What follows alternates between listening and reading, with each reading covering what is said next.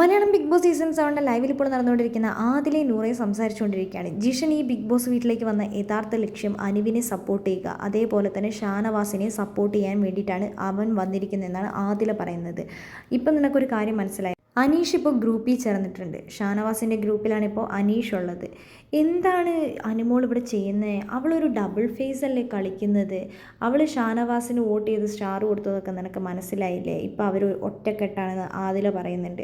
അവളോട് എനിക്ക് എന്താണെങ്കിലും സംസാരിക്കാമെന്ന് നൂറ പറയുന്നുണ്ട്. നീ എന്തിനാണ് ഇവിടെ വന്നിരിക്കുന്നത്? നിൻ്റെ ഈ ഡബിൾ സ്റ്റാൻഡുള്ള മുഖം കാണിക്കാനാണെന്ന് എനിക്ക് ചോദിക്കണമെന്ന് നൂറ പറയുന്നുണ്ട്. ആ സമയത്ത് ആദില പറയുന്നുണ്ട്, ഞാൻ അവളെ എന്താണെങ്കിലും റിയാസിൻ്റെ മുമ്പിൽ ഇട്ട് കൊടുത്തിട്ടുണ്ട് വൾഗർ ഡ്രസ്സിൻ്റെ പേരിൽ. അവൻ നിർത്തി പൊരിച്ചിട്ടുണ്ട്, കുറേ മൂപ്പിച്ചു, ഞാനും കുറേ എരിപിരി അങ്ങോട്ട് കയറ്റി കൊടുത്തിട്ടുണ്ട് എന്നൊക്കെ ആദില പറയുന്നുണ്ട്.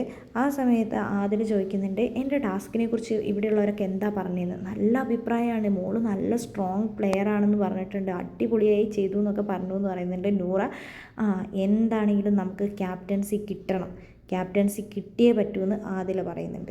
നൂറ് ആദിലനോട് പറയുന്നുണ്ട്, അക്ബർ എന്താണെങ്കിലും നമ്മൾ ഒരു കാര്യത്തിന് നോമിനേറ്റ് ചെയ്യില്ല, ക്യാപ്റ്റൻസിയിൽ പ്രത്യേകിച്ചും നമ്മൾ നോമിനേറ്റ് ചെയ്യാതിരുന്നത് മനഃപൂർവ്വമാണ്. അയാൾ എപ്പോഴും നമ്മളെ ജയിലിലേക്കോ അല്ലെങ്കിൽ വേറെ എന്തെങ്കിലും നോമിനേഷനിൽ മാത്രമാണ് നോമിനേറ്റ് ചെയ്യാറുള്ളതെന്ന് ആദിലനോട് പറയുന്നുണ്ട്. അത് ശരി തന്നെയാണ്, അത് ഞാനും നോട്ട് ചെയ്തിട്ടുണ്ടായിരുന്നു. പക്ഷേ ഇന്നിവിടെ എല്ലാവരും എന്നെക്കുറിച്ച് നല്ലത് പറഞ്ഞു കഴിഞ്ഞപ്പോൾ എനിക്ക് ഭയങ്കര സന്തോഷമായെന്ന് ആദില പറയുന്നുണ്ട്.